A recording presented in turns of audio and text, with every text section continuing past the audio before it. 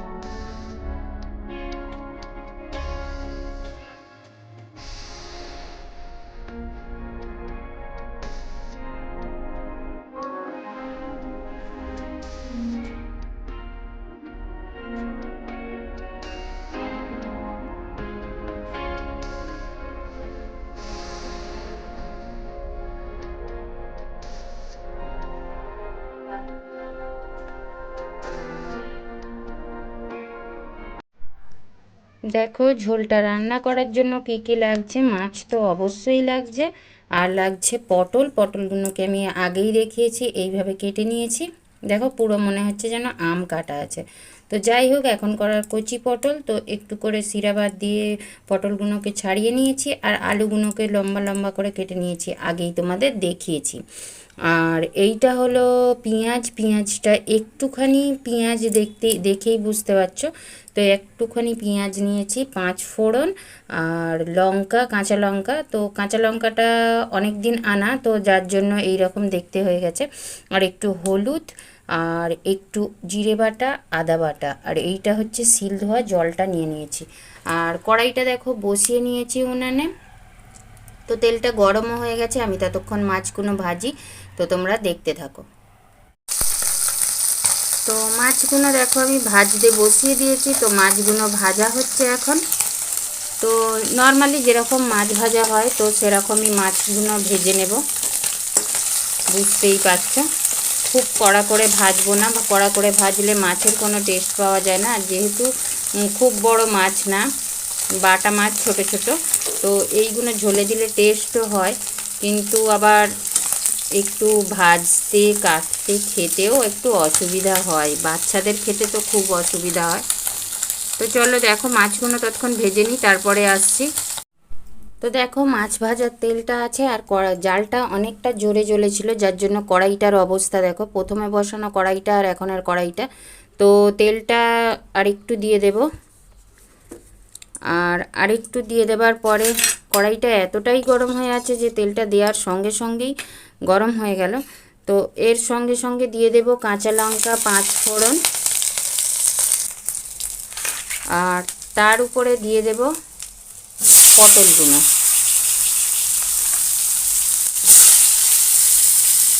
তো তার উপরে পটলগুলো দিয়ে দিচ্ছি।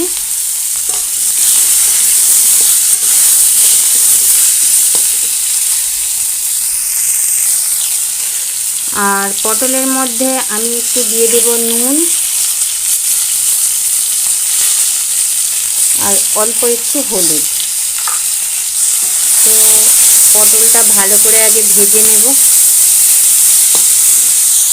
আর প্রচণ্ড জোরে জালটা জ্বলছে, যার জন্য আমি একটু কমিয়ে নেব জালটা। দেখেই বুঝতে পারছো কাঠটা কতটা জোরে জ্বলেছে। তো যাই হোক, পটলটা ততক্ষণ ভেজে নিই। তো দেখো পটলটা অনেকটাই ভাজা ভাজা হয়ে গেছে। তো এই অবস্থায় আমি আলুগুলো তুলে নেব।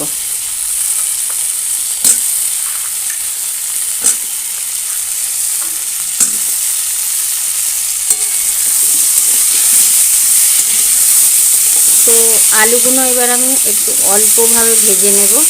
তো একটু কিছুক্ষণ হোক ভাজা।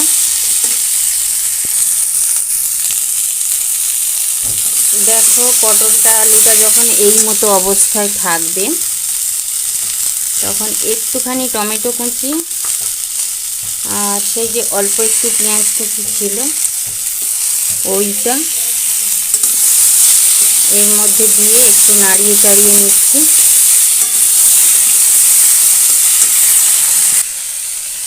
আর এইদিকে দেখো আদা, জিরে আর হলুদের মধ্যে আমি বাটনা ধোয়া জলটা দিয়ে দিচ্ছি, মানে শিল ধোয়া জলটা। সবটা একসঙ্গে গুলিয়ে নিচ্ছি।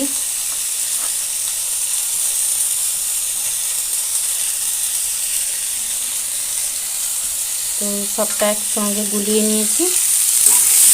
আর এইখানে এইগুলোও ভালো করে ভাজা হয়ে গেছে।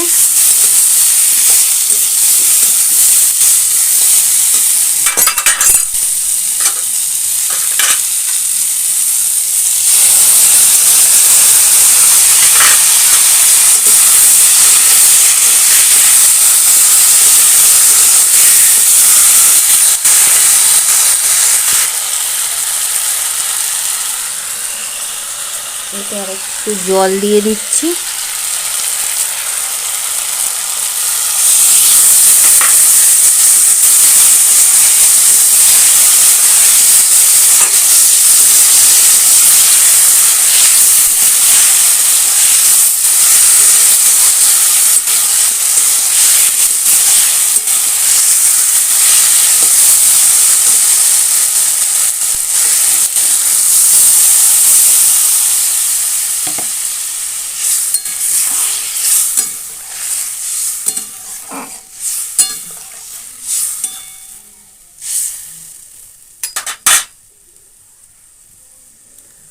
আর ঝোলটা আমার বসানো হয়ে গেল।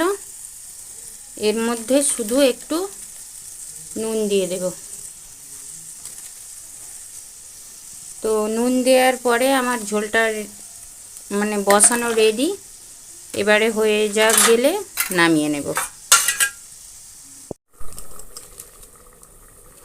দেখা যাক ঝোলটা কত দূর হয়েছে। তো দেখো ঝোলটা প্রায় হয়েই এসেছে। দেখো আলু সিদ্ধ হয়ে গেছে। তো এর মধ্যে আমি মাছ ভাজাগুলো দিয়ে দিচ্ছি।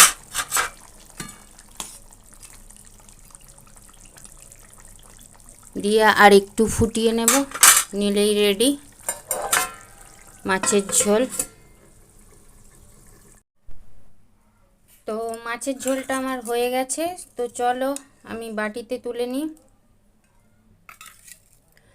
আর আজকের মতো ভিডিওটা এইটুকুই। তোমরা যারা ভিডিওটা দেখলে প্লিজ একটা কমেন্ট করে দিও, আর ভিডিওটা কীরকম লেগেছে সেইটা একটু বলো।